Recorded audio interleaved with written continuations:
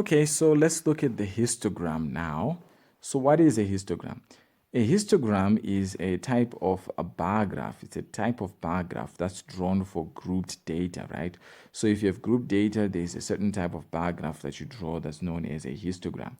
Now, on the horizontal axis, you will have whatever the classes were representing, right?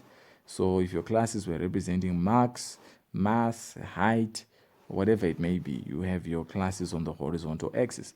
And then on the vertical axis, you will have your frequency density, which we haven't looked at, but we're going to look at how to calculate your frequency density. So the first thing you must have is your classes and your frequency density, and then you can draw bars, right, that correspond to those. So here's an example here. We want to look at how to find a frequency density. So frequency density is simply calculated as frequency divided by class width. So if you look at the situation here, my frequency is 8, my class width would be 10 minus 0. So my frequency density there would be 8 divided by 10 minus 0. That's how I get my frequency density, right? Frequency divided by class width, right? And then for this point here, same thing would happen. Frequency divided by class width, which would be 4 divided by 20 minus 10.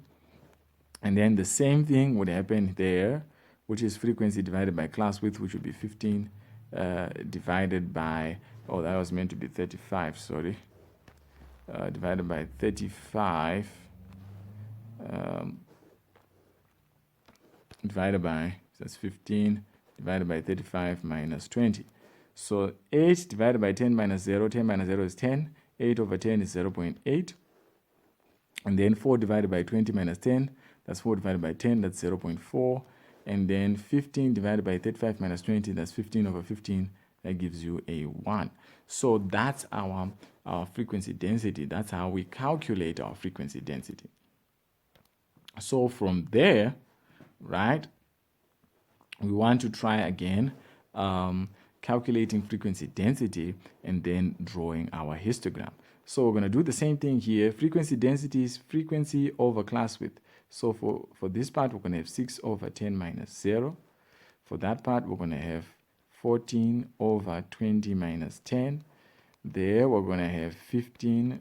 Oh, sorry. We're going to have 15 over 35 minus 20. And then the last part, we're going to have 6 over 40 minus 35. So if you simplify this, you get 0.6. Simplify that, you get 1.4. Simplify that, you get 1. And then simplify that, you get 1.2. So these are my frequency densities. So now let's go to the graph. So I've already got my two axes, the horizontal axis with marks 0, 10, 20, 30, 40, frequency density with 1 and 2 there. So my first bar will start from 0 to 10 at level 0.6. So 0 to 10, my level 0.6 is somewhere there. So there's my first bar. Starts from 0, goes up to 10. You're going to use your ruler. You're going to make that accurate. The next bar is from 10 to 20 and level 1.4. 1.4, you use your frequency density. So 1.4 is somewhere here. And then this thing is from what? From 10 to 20, okay? So our bar is going to start from there, 10 to 20 at a level of 1.4, right? The next bar is going to go from 20 to 35 at level 1. So level 1 is here. We're going to start from 20 to 35, right? The bars do not have to be equal in width. Some bars may be wider than others. So 20 to 35, there's your bar there at level 1. And then our last bar is from 35 to 40 at 1.2. So 35 to 40 here at 1.2. So 1.2 is somewhere there. So 35 to 40 there at 1.2.